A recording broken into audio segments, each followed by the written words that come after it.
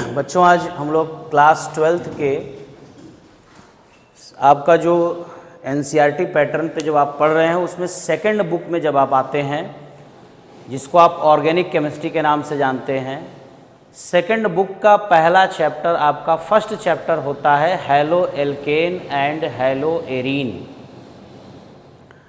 इस चैप्टर को पढ़ने से पहले आपको ये पता होना चाहिए कि आपने 11th क्लास में ऑर्गेनिक केमिस्ट्री कितना डीपली पढ़ा है। ये बहुत ज़रूरी है। ज़्यादातर बच्चे 11th क्लास को इग्नोर करते हैं, 12th में डायरेक्ट पढ़ते हैं। लास्ट मोमेंट में ऑर्गेनिक के बहुत सारे जो चैप्टर्स हैं उनको वो छोड़ देते हैं। तो अगर ऐसा करोगे तो आपको ये चैप्टर बच्चों समझ में आने वाला नहीं है। तो समझना है इसको तो आपको अच्छे से ध्यान देना होगा और 11th वाली चीज़ों को आपको रिवाइज करना होगा।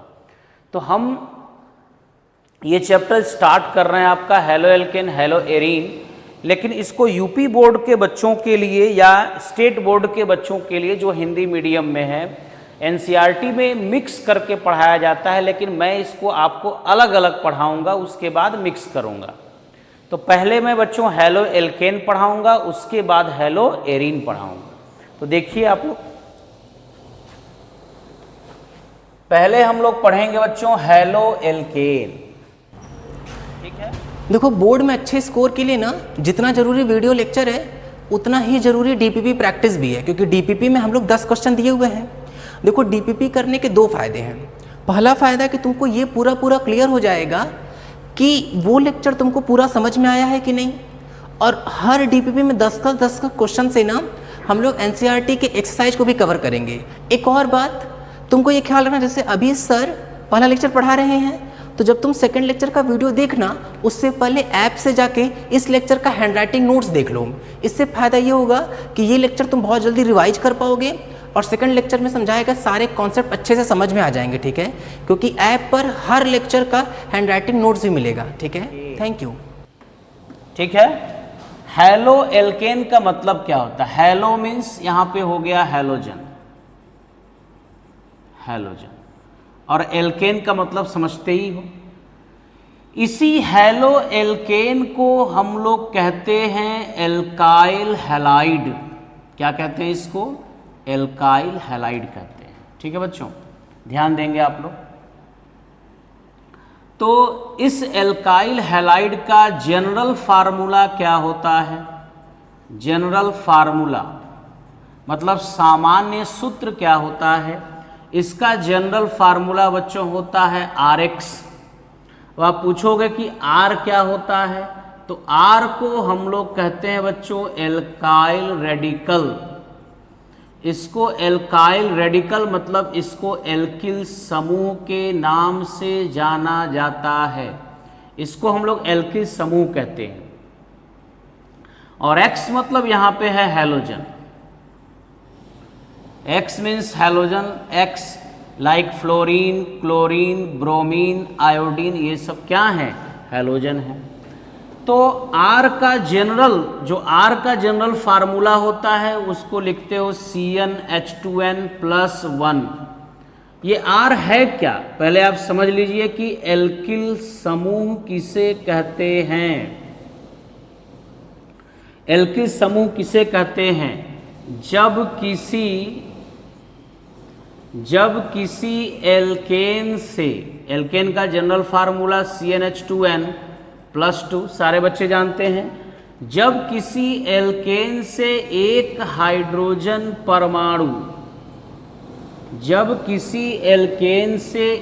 हाइड्रोजन परमाणु विस्थापित कर दिया जाता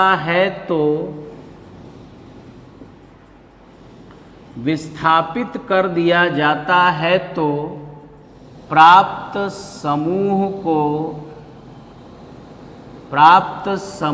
को एल्किल समूह कहते हैं। प्राप्त समूह को एल्किल समूह कहते हैं। जैसे एल्केन का मतलब मान लीजिए एग्जाम्पल बच्चों मेथेन, और मेथेन का जनरल फार्मूला हो गया आपका CH4। CH4 से एक हाइड्रोजन निकाल देंगे तो क्या हो जाएगा? CH3, और इसका नाम हो जाएगा क्या, मिथाइल। इसी तरीके से है बच्चों एथेन, जिसका सामान्य सूत्र C2H6 होता है, जिसका फार्मूला C2H6 है। एक हाइड्रोजन विस्थापित कर दोगे तो इसका नाम हो जाएगा इथाइल। इसी तरीके से देखिए प्रोपेन, और प्रोपेन का सूत्र होता है C3H8, तो एक हाइड्रोजन निकाल देंगे तो आ जाएगा C3H7 और लिखेंगे इसका नाम क्या, प्रोपाइल। तो इस तरीके से आपको मैंने बता दिया बच्चों कि एल्किल समूह किसे कहते हैं, यानी किसी भी एल्केन परमाणु, किसी भी एल्केन यौगिक से जब एक हाइड्रोजन विस्थापित कर दिया जाता है तो प्राप्त समूह एल्किल समूह कहलाता है। ठीक है, बेसिक चीज़ों को मैं धीरे धीरे उसी में थोड़ा थोड़ा करके आपको बताता रहूँगा, लेकिन आपकी ज़्यादा जिम्मेदारियाँ हैं बच्चों। आपको 11th क्लास में अच्छे से आपको GOC यानी जनरल ऑर्गेनिक केमिस्ट्री आपको ज़्यादा अच्छे से पढ़नी होगी। ठीक है, इसी क्रम में हम लोग आगे बढ़ते हैं। हेलो एल्केन किस तरीके से पढ़ा जाएगा बच्चों, देखिए आप लोग।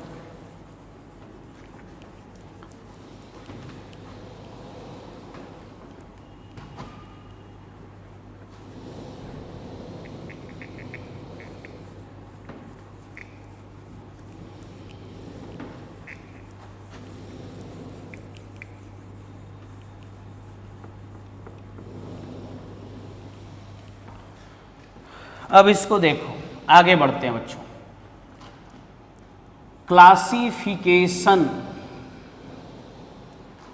क्लासिफिकेशन ऑफ हैलो एल्केन, क्या मतलब हुआ इसका, हैलो एल्केन का या हैलो एल्केनों का वर्गीकरण। हैलो एल्केनों का वर्गीकरण, क्लासिफिकेशन ऑफ हैलो एल्केन। तो सबसे पहले बात करते हैं हम लोग हैलो एल्केन के वर्गीकरण में, और इसका वर्गीकरण पहला है हैलोजन परमाणुओं की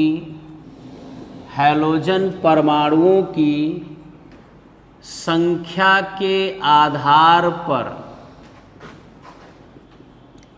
सबसे पहले हम लोग हैलोजन परमाणुओं की संख्या के आधार पर वर्गीकरण करेंगे।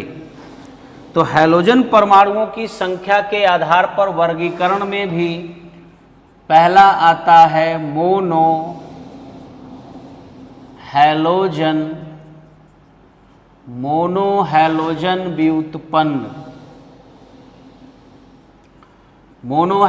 व्युत्पन्न। मोनो मीन्स क्या होता है बच्चों, मोनो मीन्स होता है एक, डाई मीन्स होता है दो, ट्राई मीन्स होता है तीन, टेट्रा मीन्स होता है चार, ये सभी लोग जानते हैं। तो मोनो हैलोजन व्युत्पन्न, किसको मोनो हैलोजन व्युत्पन्न कहते हैं, जिसमें एक ही हैलोजन परमाणु किसी एक हाइड्रोजन परमाणु को विस्थापित करके जुड़ गया हो, उसी को mono halogen derivatives, mono halogen व्युत्पन्न कहा जाता है। इसमें भी देखिए प्राथमिक हैलो एल्केन, प्राइमरी की बात करेंगे पहले हम लोग। प्राथमिक हैलो एल्केन क्या होता है, प्राथमिक हैलो एल्केन का मतलब वह हैलो एल्केन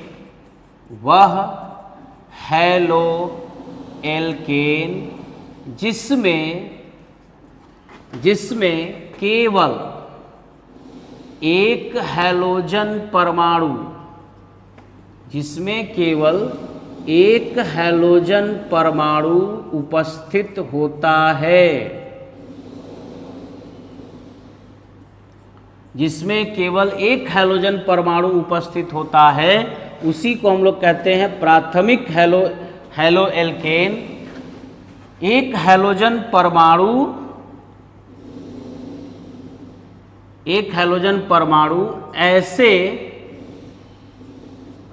ऐसे कार्बन के साथ जुड़ा होता है। अब ये सब लोग जानते हैं कि प्राथमिक क्या है। ऐसे कार्बन के साथ जुड़ा होता है जो सिर्फ एक कार्बन से जुड़ा होता है।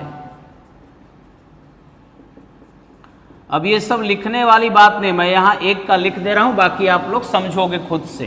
तो देखिए प्राथमिक का, ये प्राथमिक हेलो एल्केन, मान लीजिए एक हैलोजन मैंने यहां पे Cl जोड़ दिया। अब ये क्लोरीन ऐसे कार्बन परमाणु से जुड़ा है, ये कार्बन परमाणु से Cl डायरेक्टली जुड़ा हुआ है, तो ये जो कार्बन परमाणु है ये सिर्फ एक कार्बन से जुड़ा है। तो ये जो कार्बन है वो कैसा है, 1 डिग्री का कार्बन है। 1 डिग्री का कार्बन का मतलब होता है प्राथमिक कार्बन है, यानी कोई हैलोजन जब प्राथमिक कार्बन से जुड़ा होता है तो इस प्रकार के हेलो एल्केन को कहते हैं प्राथमिक हेलो एल्केन। ठीक है, और एग्जाम्पल देखिए, यहां पर देखिए एग्जाम्पल।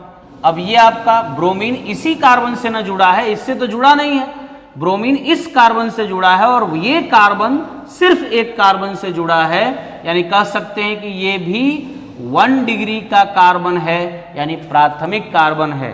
तो प्राथमिक कार्बन किसे कहते हो, ऐसा कार्बन जो केवल एक कार्बन से जुड़ा होता है उसी को प्राथमिक कार्बन कहते हैं। ठीक है बच्चों,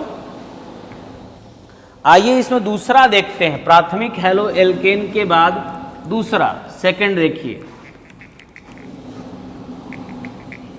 समझते हुए नोट्स बनाएंगे और देखेंगे ध्यान से बच्चों।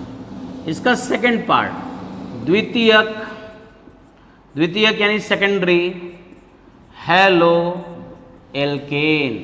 सेकेंडरी हेलो एल्केन, द्वितीयक हेलो एल्केन क्या है, देखिए, वह कार्बन जो 2 कार्बन से जुड़ा होता है। अब यही वो कार्बन है जो इससे और इससे जुड़ा है, मतलब ये 2 डिग्री का कार्बन है।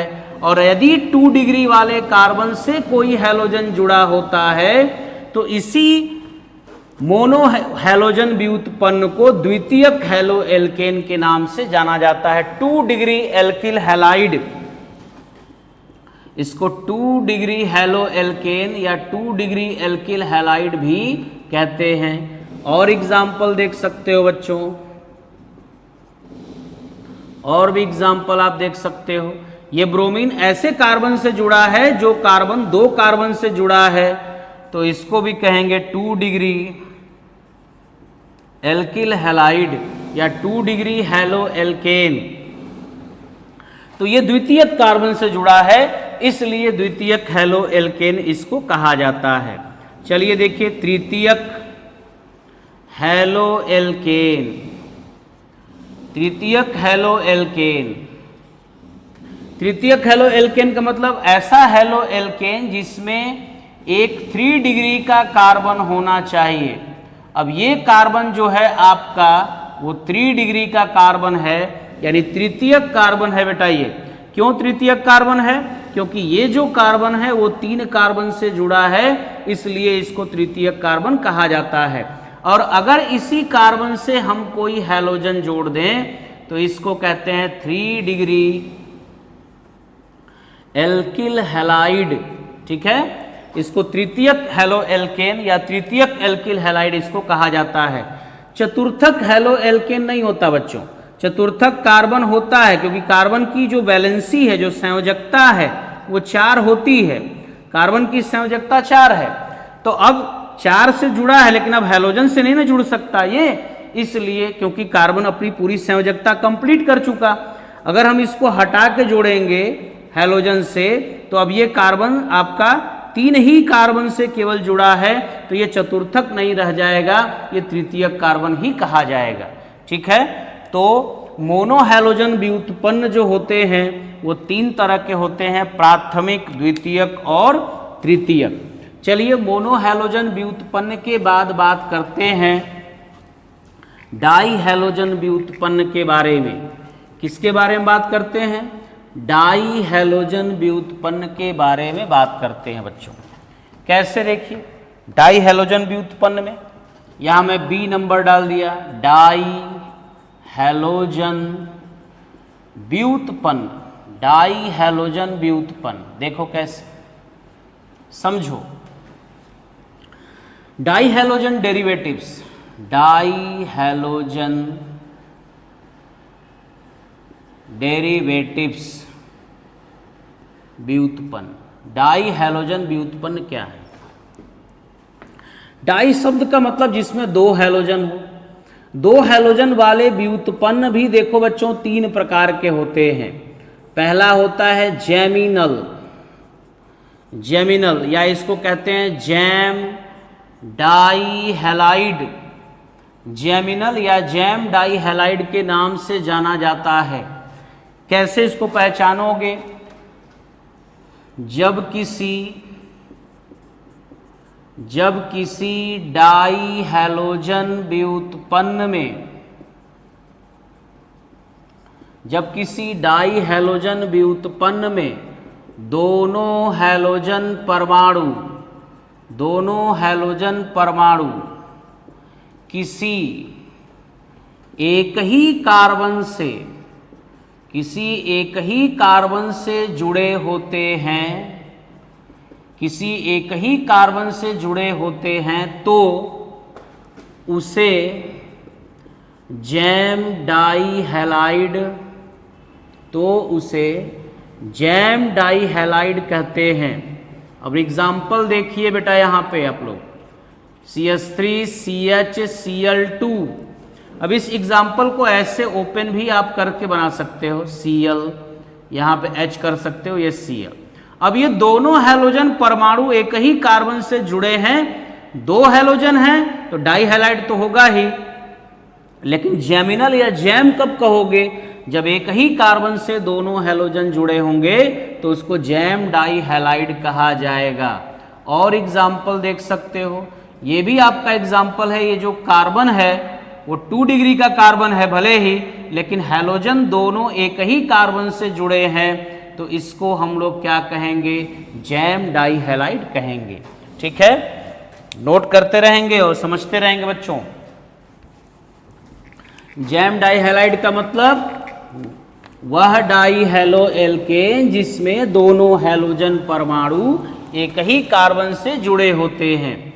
चलिए दूसरा देखिए, दूसरा है बच्चों विसिनल, मुलाब भी कहते हैं, आप इंग्लिश याद करिए ज्यादा अच्छा होगा। विक, विसिनल या vic dihalide, vic dihalide. अब इसमें डेफिनेशन मैं नहीं लिखवा रहा हूं, इसमें आपको समझा दे रहा हूं। जब दोनों हैलोजन परमाणु, लिखना होगा तो आप लोग बच्चों लिख सकते हो, जब दोनों हैलोजन परमाणु किसी नजदीकी कार्बन से जुड़े हों, या दोनों हैलोजन परमाणु एडजेसेंट कार्बन से जुड़े हों, नजदीकी कार्बन से जुड़े होते हैं, तो ऐसे डाई हैलोजन व्युत्पन्न को विसिनल या विक डाई हैलाइड कहा जाता है। जैसे ये दोनों हैलोजन नजदीकी कार्बन से जुड़े हैं तो इसको विक डाई हैलाइड कहेंगे। ये भी नजदीक वाले कार्बन से जुड़े हैं, विक डाई हैलाइड कहलाएंगे। लेकिन अगर मान लीजिए कोई ऐसा सिचुएशन आ गया इस तरीके का, तो अब ये विक डाई हैलाइड नहीं है, क्योंकि इसके दोनों हैलोजन अब नजदीकी कार्बन से न जुड़े हैं, क्योंकि बीच में एक गैप हो गया, इससे जुड़ा होता तब इसको विक डाई हैलाइड कहते, लेकिन यहाँ पे गैप है, इसका मतलब ये विक डाई हैलाइड नहीं है। तीसरा होता है बच्चों alpha omega die halide, alpha omega die halide. Alpha omega die halide क्या होता है? जब वही हैलोजन इंड पर जुड़ा हो, ये देखिए ये हैलोजन और ये हैलोजन किनारों पर जुड़े होंगे, सिरों पर जुड़े होंगे, तो ऐसे डाई हैलोजन डेरिवेटिव को, ऐसे डाई हैलोजन व्युत्पन्न को अल्फा ओमेगा डाई हैलाइड के नाम से जाना जाता है। तो 3 तरह का मैंने आपको डाई हैलो एल्केन बताया बेटा। पहला डाई हैलो एल्केन आपका हो गया जैम डाई हैलाइड, इसमें दोनों हैलोजन जब एक ही कार्बन से जुड़े होते हैं तो इसको कहते हैं जैम डाई हैलाइड। दोनों हैलोजन जब डिफरेंट कार्बन से जुड़े होते हैं तो, और नज़दीकी कार्बन से जुड़े होते हैं तो उसको कहते हैं विक डाई हैलाइड। और जब वो इंड पर जुड़े होते हैं, सिरों पर जुड़े होते हैं, तो उसे हम लोग कहते हैं alpha omega die halide. Clear है? तो पहला जो हम लोगों का क्लासिफिकेशन है वो हैलोजन परमाणुओं के संख्या के आधार पर कंप्लीट हुआ। उसमें मैंने आपको मोनो हैलोजन व्युत्पन्न बनाया। मोनो हैलोजन व्युत्पन्न में मैंने आपको बताया प्राइमरी, सेकेंडरी और टर्सरी एल्किल हैलाइड क्या होते हैं। डाई हैलोजन व्युत्पन्न में भी मैंने 3 बताया, जेमिनल, विसिनल और अल्फा ओमेगा डाई हैलाइड। चलिए अब नेक्स्ट पढ़ते हैं हम लोग इसका तीसरा पार्ट। इसका तीसरा पार्ट है ट्राई हैलोजन व्युत्पन्न। ट्राई हैलोजन व्युत्पन्न, देखिए ट्राई हैलोजन व्युत्पन्न क्या है। ट्राई हैलोजन व्युत्पन्न, ट्राई हैलोजन डेरिवेटिव। ट्राई का मतलब 3, यानी जिसमें कम से कम 3 का, ये कम से कम यानी कम से कम क्या मतलब, इसमें श्योर 3 हैलोजन होंगे, उसी को हम लोग ट्राई हैलोजन व्युत्पन्न कहेंगे। CHCl3, CHBr3, CHI3। Try halogen व्युत्पन्न के ये 3 बहुत इंपॉर्टेंट कंपाउंड होते हैं। इसका नाम, साधारण नाम है क्लोरोफार्म, इसका साधारण नाम होता है ब्रोमोफार्म, और इसका साधारण नाम होता है बच्चों आइडोफार्म। इसमें इसका नाम एक और है ट्राईक्लोरोमेथेन, एक ही कार्बन है इसमें, ट्राईक्लोरोमेथेन। इसका क्या नाम होगा? ट्राईब्रोमोमेथेन। इसका क्या नाम होगा? ट्राईआइडोमेथेन। ये इसका नाम होता है, ठीक है। और इनको सामूहिक रूप से, इनको संयुक्त रूप से हम लोग क्या कहते हैं? इनको हैलोफार्म के नाम से जाना जाता है, ठीक है। हैलोफार्म के नाम से इन्हें, इन तीनों को जाना जाता है। तो ये हमारा क्लासिफिकेशन खत्म हुआ बच्चों। हम लोग मोनो हैलोजन व्युत्पन्न, डाई हैलोजन व्युत्पन्न, ट्राई हैलोजन व्युत्पन्न, और एक मैं आपको बता दूं टेट्रा हैलोजन व्युत्पन्न, tetra halogen derivatives. Tetra halogen व्युत्पन्न क्या होते हैं? टेट्रा का मतलब जिसमें 4 कार्बन, 4 जिसमें हैलोजन परमाणु हो, और ऐसा केवल एक ही कंपाउंड अब तक ज्ञात है, और उस कंपाउंड का नाम क्या है? उस कंपाउंड का नाम है बच्चों carbon tetra chloride. Carbon tetra chloride इसका नाम होता है, या इसको पायरीन के नाम से भी जाना जाता है। पायरीन यानी, फायर मीन्स होता है फायर यानी आग, आग बुझाने वाले यंत्रों में इसका प्रयोग किया जाता है, इसलिए इसको पायरीन के नाम से जाना जाता है। इस कंपाउंड को देखें, अगर इसका IUPAC नाम लिखना होगा तो ये सारे हैलोजन आपके एक ही कार्बन से जुड़े हैं, तो इसको लिख सकते हैं 1 1 1 1। सबका 1 पे ही पोजीशन है, 4 बार है तो लिखेंगे टेट्रा। Cl के लिए क्या लिखेंगे? क्लोरो, और 1 कार्बन है इसमें तो बच्चों लिखेंगे मेथेन। 1 1 1 1 टेट्रा क्लोरोमेथेन इसका नाम होता है, ठीक है। तो इसको आप लोग ध्यान से पढ़ेंगे। क्लासिफिकेशन खत्म होता है बच्चों। अब हम लोग पढ़ते हैं हैलो एल्केन का नेमिंग कैसे किया जाता है। तो अगला हेडिंग होगा आपका नोमेनक्लेचर ऑफ हैलो एल्केन। आप NCERT को देखते हुए उसके इंटेक्स्ट क्वेश्चन यानी जो पाठ्य निहित प्रश्न है उसको भी आप लोग साथ में लगाते चलिए। एक्सरसाइज का IUPAC का क्वेश्चन लगाते चलिए। उसमें एक्सरसाइज में आपको प्राथमिक, द्वितीयक और तृतीयक हैलो एल्केन को छांटने के लिए भी बताया जाएगा, वो सब भी आपको करना है। देखिए, तो अब हम लोग पढ़ेंगे nomenclature of haloalkane. Nomenclature of haloalkane कैसे, या हाँ चलिए इसी के बारे में देखते हैं। कैसे नोमेनक्लेचर, नामकरण, मतलब IUPAC नामकरण यहाँ पे करेंगे। जनरल फार्मूला इसका क्या है बच्चों, RX है, जहां पर X जानते हो फ्लोरीन, क्लोरीन, ब्रोमीन और आयोडीन है। तो देखते हैं इसका नोमेनक्लेचर। इसका जो प्रीफिक्स होता है, प्रीफिक्स माने क्या होता है, प्रीफिक्स का मतलब जो पहले जुड़े उसे प्रीफिक्स कहते हैं, और हिंदी में इसको कहते हैं बच्चे पूर्व लग्न, और इसका प्रीफिक्स होता है हेलो।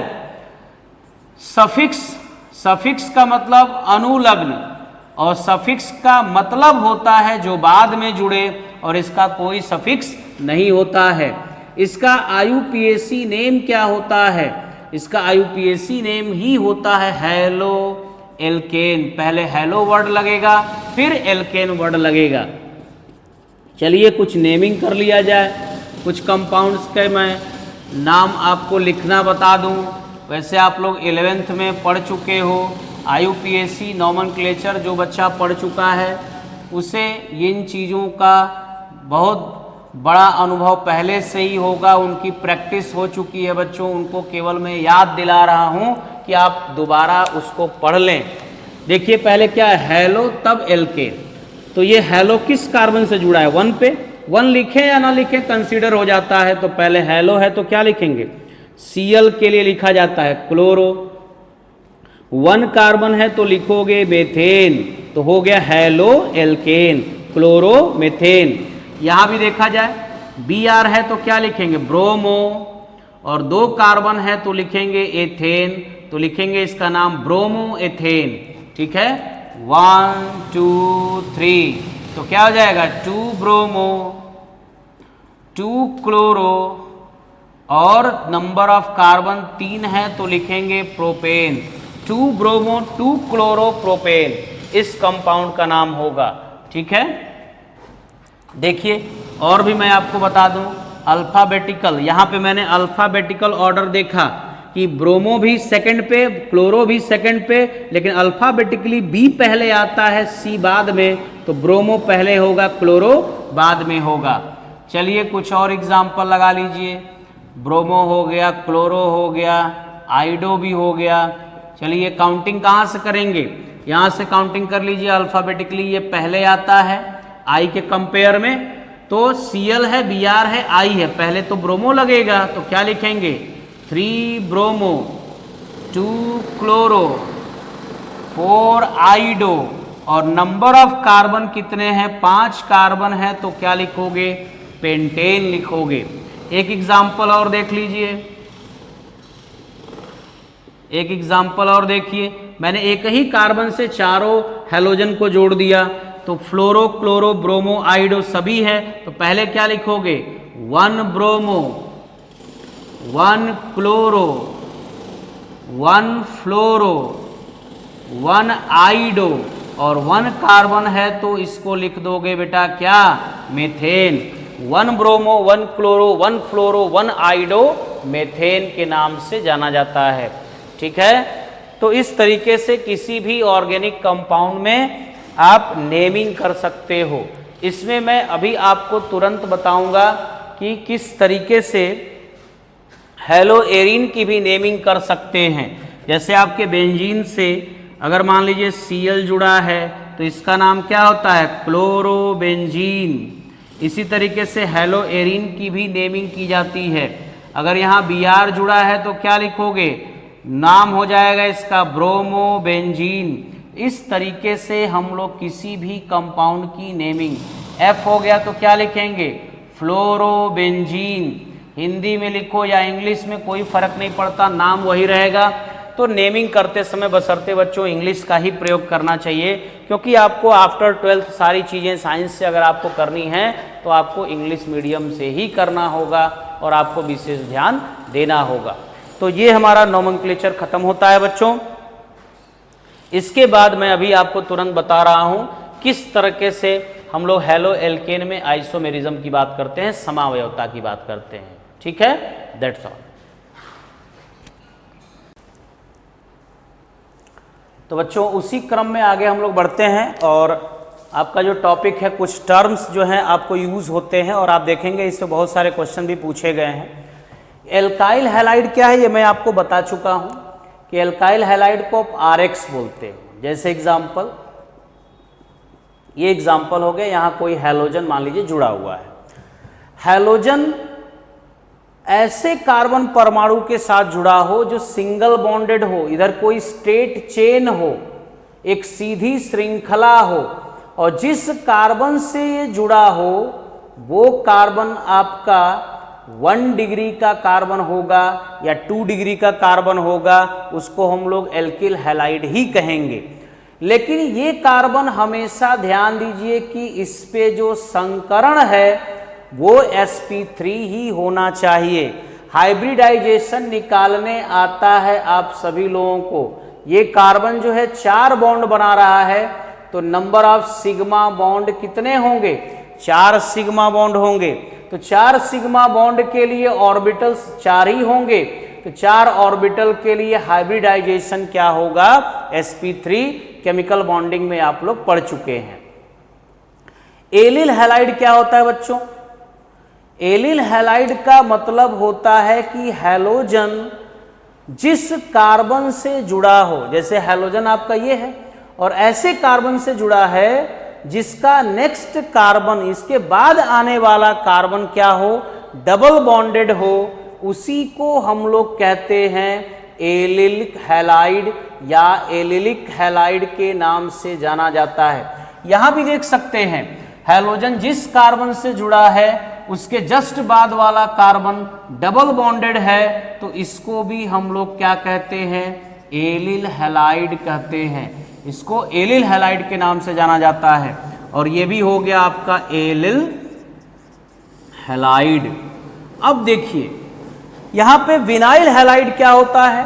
जब कोई हैलोजन डबल बॉन्डेड कार्बन से जुड़ जाए, ये हैलोजन है और इस डबल बॉन्डेड कार्बन से जुड़ गया, तो डबल बॉन्डेड कार्बन से जुड़ने के बाद, डबल बॉन्डेड कार्बन से अगर जुड़ा है और इस पे संकरण अगर निकालोगे तो इस पे संकरण आएगा बच्चों sp2। डबल बॉन्डेड कार्बन से जुड़ने वाले हैलोजन को हम लोग कहते हैं विनाइल हैलाइड या इसको विनाइलिक हैलाइड के नाम से जाना जाता है। अब देखिए इसको पढ़ने से पहले मैं आपको बता दूं बच्चों कि एरिल हैलाइड क्या है, या इसको एराइल हैलाइड भी बहुत लोग कहते हैं, या इसी को आप हैलो एरीन भी कहते हो।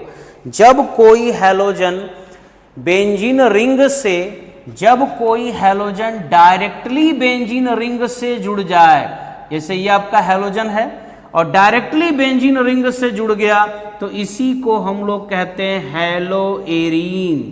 इसी का नाम होता है एरिल हैलाइड या इसी को कहते हो हैलो एरीन। लास्ट जो हमारा एरिल्काइल हैलाइड या बेंजाइलिक हैलाइड है वो क्या होता है?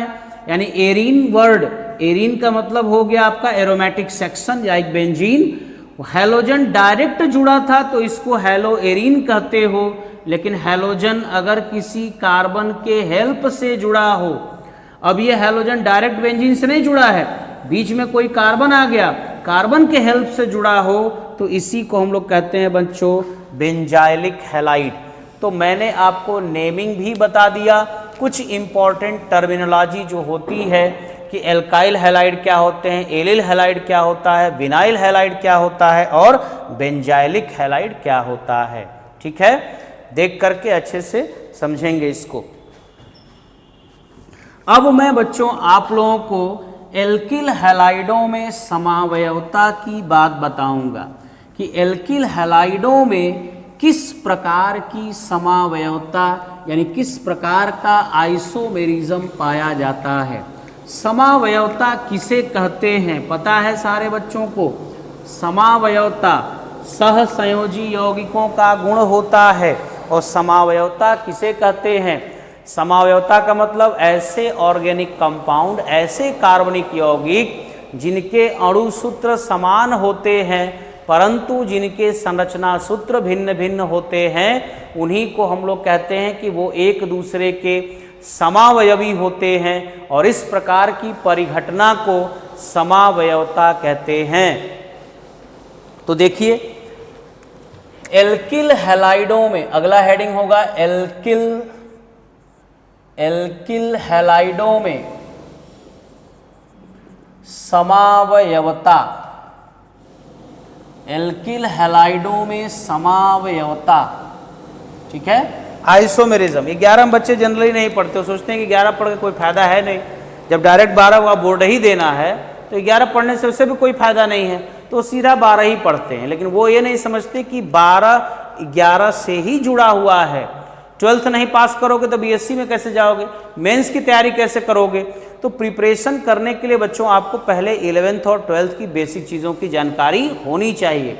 समायोता मैं जानता हूं कि आपको आता है, उसी आधार पर मैं आगे आपको बता रहा हूं कि समायोता 2 प्रकार का होता है, पढ़े हैं।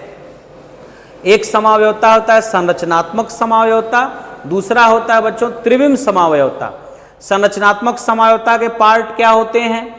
श्रृंखला समावयवता, स्थान समावयवता, मध्यावयवता, क्रियात्मक समावयवता और चलावयवता। मेन यही 5 पार्ट संरचनात्मक समावयवता के होते हैं। फिर आते हैं त्रिविम समावयवता में, और त्रिविम समावयवता के 2 पार्ट होते हैं। पहला होता है आपका क्या? ज्यामितीय समावयवता, और दूसरा होता है आपका प्रकाशिक समावयवता। तो समावयवता आप जानते हैं, ये हम मान करके चलेंगे। तो एल्किल हैलाइड किस प्रकार की समावयवता प्रदर्शित करते हैं, और उसमें हम लोग बात करते हैं बच्चों की श्रृंखला समावयवता। ये चेन आइसोमेरिज्म शो करते हैं या नहीं, इसको देखा जाए। चेन आइसोमेरिज्म शो करते हैं कि नहीं, तो देखिए मैंने आपको एक कंपाउंड दिया, ये CH3 CH2 Cl, इसमें कोई चेन बदल नहीं सकता, मिनिमम आपको 4 कार्बन लेने होंगे। तो इस कंपाउंड का नाम क्या है? 1 क्लोरो, नंबर ऑफ कार्बन 4 हैं, तो आप लिखोगे ब्यूटेन। 1 क्लोरो ब्यूटेन इसका नाम है बच्चों। इसका देखिए दूसरा, इसी का आइसोमर्स, हमने यहाँ पे चेन को बदल दिया, चेन को यहाँ पे हमने चेंज कर दिया। तो यहाँ चेन में कितने कार्बन हैं? 3 कार्बन हैं, और चेन में अगर 3 कार्बन है, चेन में अगर 3 कार्बन है और यहाँ चेन में 4 कार्बन है, तो कार्बन परमाणुओं की संख्या बदल गई। तो इसका मतलब, इसका नाम जब करोगे तो 1 2 3 कैसे लिखोगे? 1 chloro 2 methyl, 1 chloro 2 methyl propane इसका नाम आएगा। 1 क्लोरो 2 मेथाइल प्रोपेन इसका नाम आएगा। तो यहाँ देखिए, यहाँ चेन में कितना कार्बन? 3 1 4 कार्बन, और यहाँ चेन में 3 ही कार्बन है। तो चेन जब बदल जाए तो इसी को बच्चों कहते हो चेन आइसोमेरिज्म, यानी श्रृंखला समावयवता। दूसरी बात करते हैं स्थान समावयवता की। स्थान समावयवता, इसको हम लोग कहते हैं पोजीशन आइसोमेरिज्म।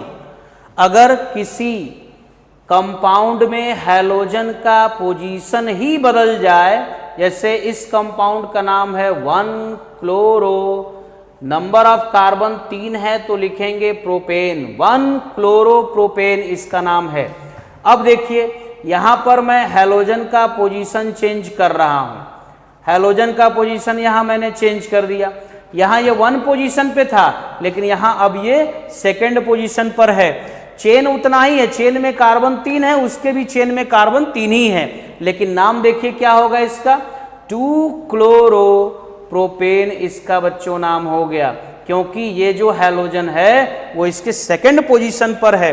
तो जब भी पोजीशन बदलेगा तो इसको हम लोग कहते हैं पोजीशन आइसोमेरिज्म। जैसे बेंजीन में आप देखिए Cl, और यहाँ भी Cl। आपको पता है कि बेंजीन में 3 पोजीशन होते हैं। एक होता है बच्चों आर्थो, दूसरा होता है पैरा, तीसरा होता है मेटा। जब 1-2 पोजीशन पर अगर कोई भी फंक्शन हो तो इसको कहते हो आर्थो। 1-3 पोजीशन पर होगा तो इसको कहते हो मेटा। मेटा के लिए क्या होगा? 1-3 पोजीशन पे होगा तो मेटा, और 1-4 पोजीशन पे होगा तो इसको क्या कहते हो? पैरा। तो इसका नाम क्या होता है? इसका नाम होता है ऑर्थो डाई क्लोरोबेंजीन। ऑर्थो क्यों बोला? क्योंकि 1-2 पोजीशन पे है और 2 बार क्लोरीन है तो डाई क्लोरो, और बेंजीन लिख सकते हैं, या IUPAC ने 1,2 डाई क्लोरो 1,2 डाइक्लोरोबेंजीन लिख सकते हो। इसका क्या नाम होगा? मेटा डाइक्लोरोबेंजीन, मेटा डाइक्लोरोबेंजीन, या लिख सकते हैं 1,3 डाइक्लोरोबेंजीन।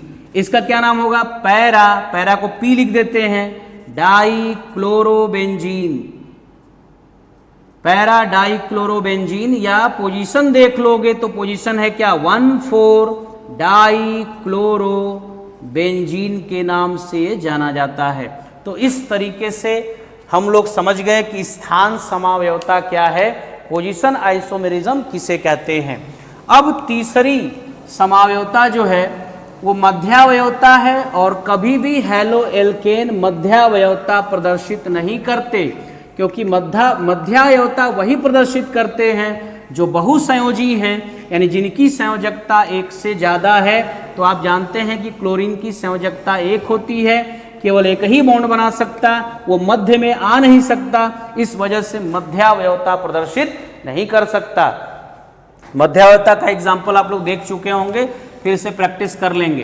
क्रियात्मक समावयवता भी ये नहीं प्रदर्शित करते, क्योंकि क्रियात्मक समावयवता वही प्रदर्शित करते हैं जो एक से अधिक फंक्शन में कन्वर्ट हो सके। तो हैलोजन है तो क्लोरीन है तो वो ब्रोमीन में थोड़ी कन्वर्ट हो पाएगा, इसलिए हैलोजनों में 2 प्रकार की समावयवता, पहला हो गया श्रृंखला, दूसरा हो गया स्थान समावयवता। अब तीसरा होता है बच्चों इसमें प्रकाशिक समावयवता।